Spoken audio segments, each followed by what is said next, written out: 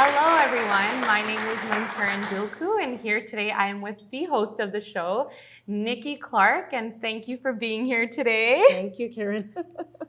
So, why don't you tell us a little bit about yourself and what brings you here, where you are at life, what's your background? Just give us a little bit of insight on this, please. Sure. Sometimes it's a little daunting being on the other side of the couch. I'm so used to interviewing, so I'll do my best. But a little bit about my background. I was born in Jamaica. If I tell you the year, then quickly the math, you'll know how old I am. But we came to Canada when I was 3 years old in 1970. Wow. Okay, I'll give you a minute to calculate. Yeah. And my parents, as young adults, had this wonderful opportunity to start a new life, and that's why they came. And Montreal was the port of entry for West Indian immigrants. So we settled in a French neighborhood, and we were the only English family. We were the only West Indian English family. And there was a lot to acclimatize, a new climate, and also learning a new language, and also facing some adversity. We had some challenges with people who were not very open to diversity. So we overcame a lot of overt racism, and those were very early lessons for me.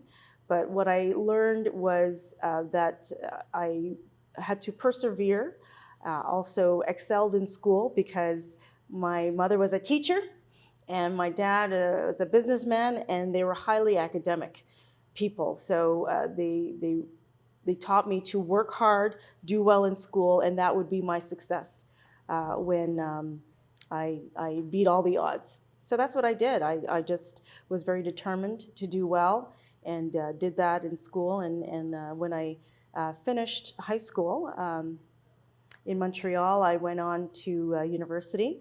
I went to McGill University, and I was in the film and communications program, because at that point through school, I wanted to become a world-class reporter.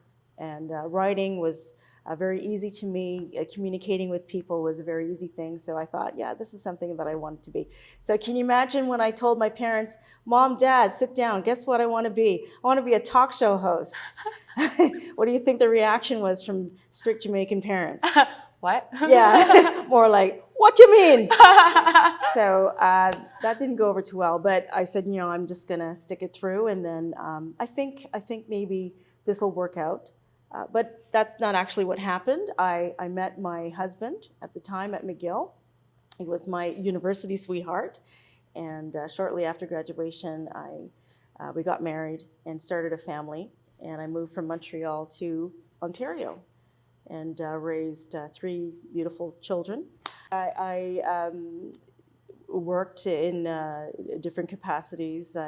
With my degree, I got a position at Sheridan College in early childhood education faculty, and also in business development and community development, and was there for 10 years. I really enjoyed teaching and also raising a family, and also got very much involved in the community, in the capacity as president for the Association of Early Childhood Educators, and we were advocating for a college for the educators in the early 2000s. And then something happened in 2008. That voice that was telling me, you know what, you should be a talk show host, the one that I had to quiet because it wasn't the right time. Well, it got louder, and I made a decision to quit teaching and to start the Nikki Clarke Show. And that's what I did, happily for 10 years. I started my own business, and the exposure of the show got a lot of people to kind of click in, view in, see what I was doing, and also got the attention of people in the political world, one of them being Angia Horvath. And she saw the work that I was doing as president of the Ontario Black History Society. She invited me to meet with her, and she says, look, we like your work. You're doing a lot to help a lot of people, and we would love to consider you to run for the NDP. I think you'd be very great. And that was for the provincial election 2018, last year. Wow. So I thought about it for about 20 seconds, and then I said, yes, I'll do it. And the rest is history. and I haven't looked back. And it's been a wonderful journey, putting, my dream to do better for myself and for my family, and also for others who have been marginalized, who have dealt with adversity, and to help them get to their destination through mentoring, and also through being a strong voice for them.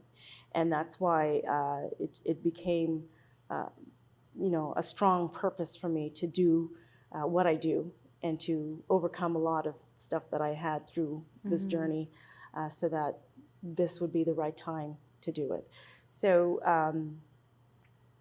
Mississauga Malton has been a wonderful place to connect with amazing people like yourself and your family, and learning what they need, and also being able to provide the services that they deserve.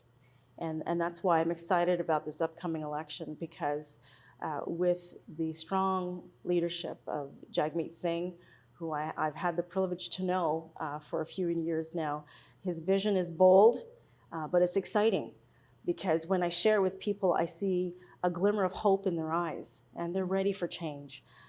So when the election comes around, October 2019, I think we're prepared. We're ready to do all the hard work, and we're ready to receive the victory, because people deserve it. Mm-hmm.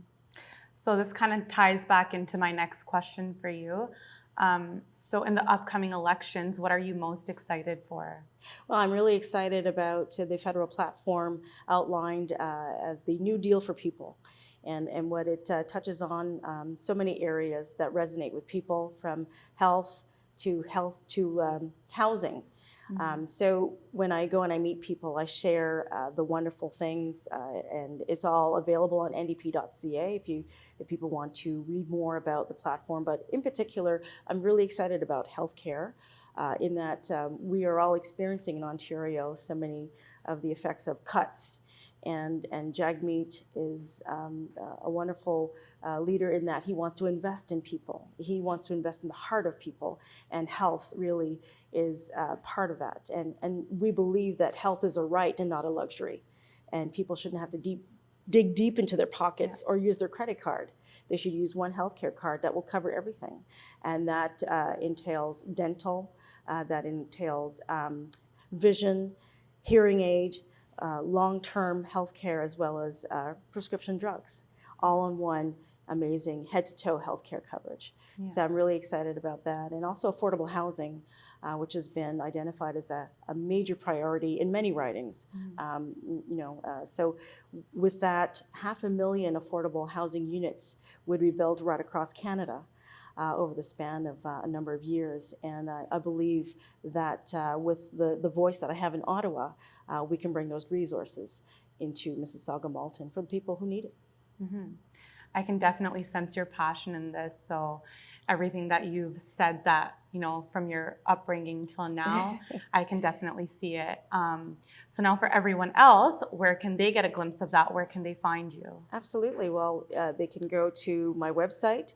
That's nikkiclarke.ndp.ca, or they can send an email, and I answer all my emails at nikki.clarke@ndp.ca. And I'm also on Instagram, Nikki Clarke31, my forever age, as well as Twitter, Nikki Clarke 2019. Awesome. So, Sadinal Ajbetia Nikki Clarke, Mississauga Malton, the NDP candidate. Please vote karo Nikki Clarke te. Thank you. Thank you. Hanji.